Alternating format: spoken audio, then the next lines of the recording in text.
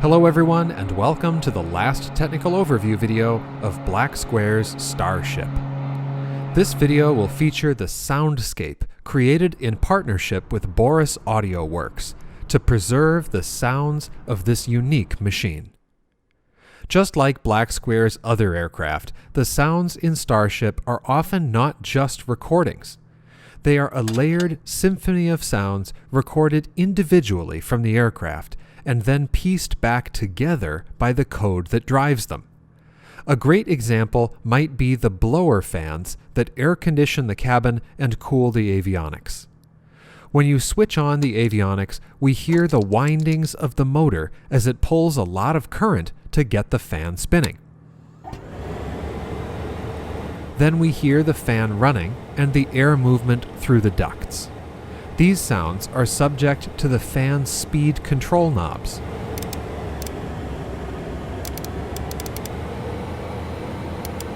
But also the voltage drop from large loads and the ambient temperature. When the battery is being drained, or when it's particularly cold outside, it takes longer for these fans to spin up, and they might not achieve their maximum RPM. When we turn off the fans, we hear a different shutdown sound recorded from the real aircraft. The same goes for Black Square's physics-based gyroscope simulation. When we turn on the standby avionics, we can hear the gyroscope begin to spin up, but let's stop it before it reaches full speed. It will now take the gyroscope maybe 5 to 10 minutes to come to a complete stop, and the artificial horizon will continue to tumble since it never stabilized with strong gyroscopic force. Voltage and temperature also affect the gyros and gyro sounds. We can also hear a small motor inside the altimeter designed to vibrate the instrument, which prevents its tiny mechanism from becoming stuck. Did you know that's something else that can happen in a Black Square aircraft? All of the analog instruments in this aircraft have stiction and friction, meaning that they can become sluggish and get stuck at very low temperatures, especially when the engines aren't running. If you suspect a needle has become stuck, simply tap on the glass to free up the needle. Boris and I agree that it's often better to get a recording from the real aircraft with all of its physical imperfections, rather than a perfectly clean recording with no character. Here are some of my other favorite sounds in the cockpit.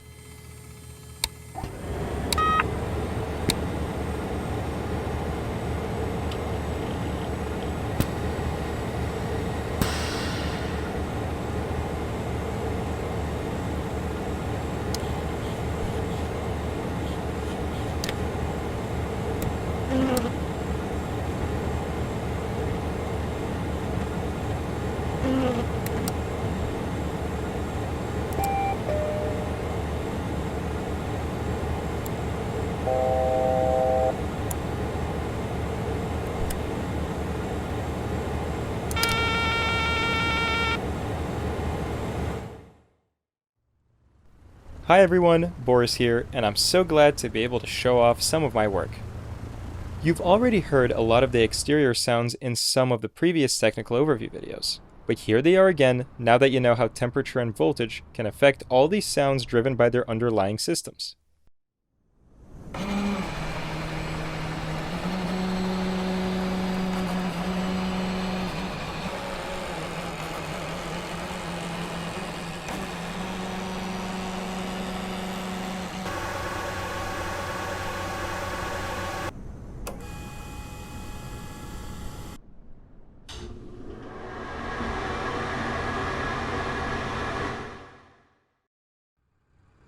Another favorite of mine is the ground power generator.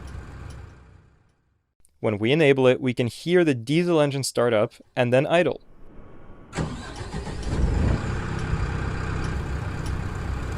At low RPM, we can hear the exhaust flappers striking the top of the pipe, which is used to keep rain out of the exhaust. Only when we connect it to the aircraft does the engine RPM increase to supply the power demanded by the systems.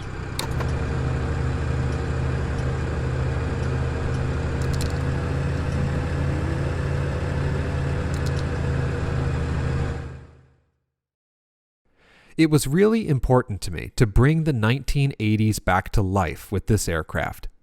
So I made sure to recreate the sounds of the vintage computer hardware that drive the avionics.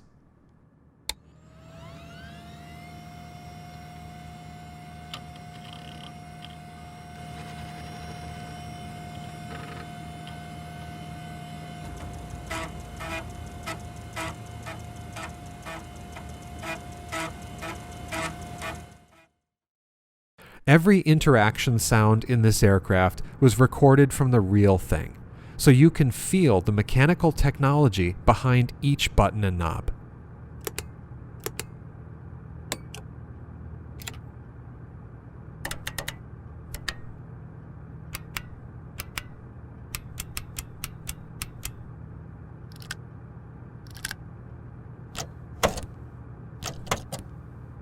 Even the invisible electrical systems have their own sounds, like relays, contactors, and the bus ties that you can see on the tablet visualizer.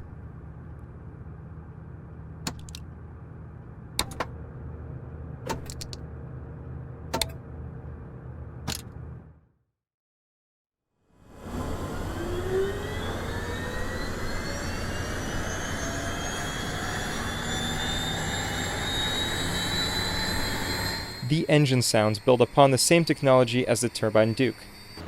I think the greatest improvement has been to the beta range, which now takes apparent wind into effect.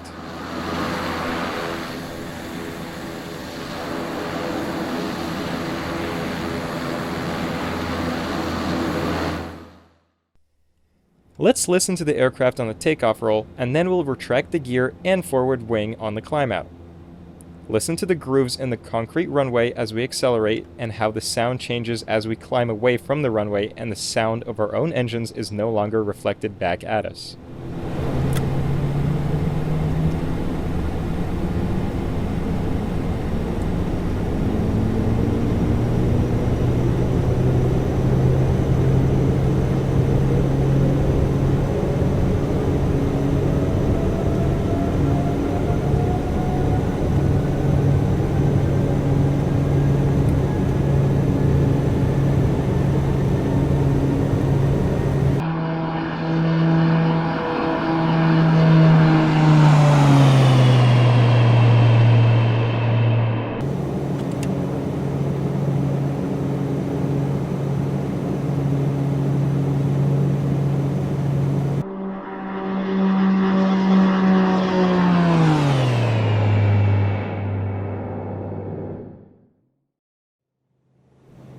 Lastly, in cruise, listen to how quiet this cabin is. As I said in another video, one of the owners told me that you can hear the Hobbs meter ticking over the tenths of an hour when in cruise flight. You might also notice that the wind and engine noise differs from the front to the back of the cabin.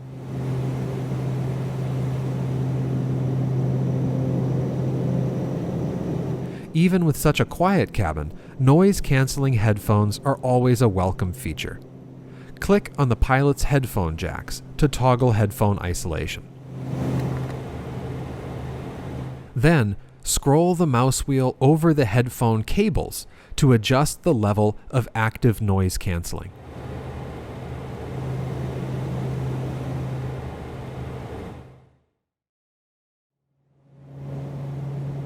Finally, we'll leave you with the landing and roll out using reverse thrust and braking.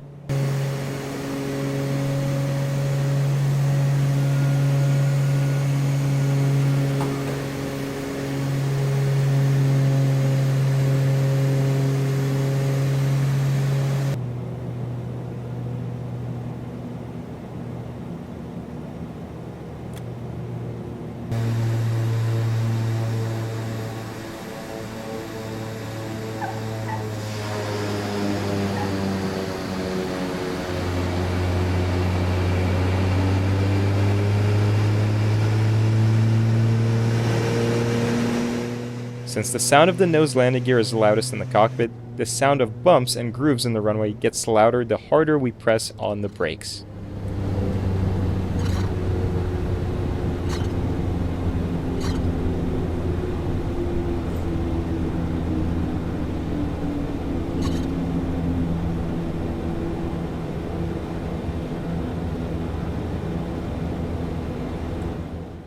If Boris and I have done our jobs correctly, you should find the sounds in this aircraft just as unique as the machine they were recorded from.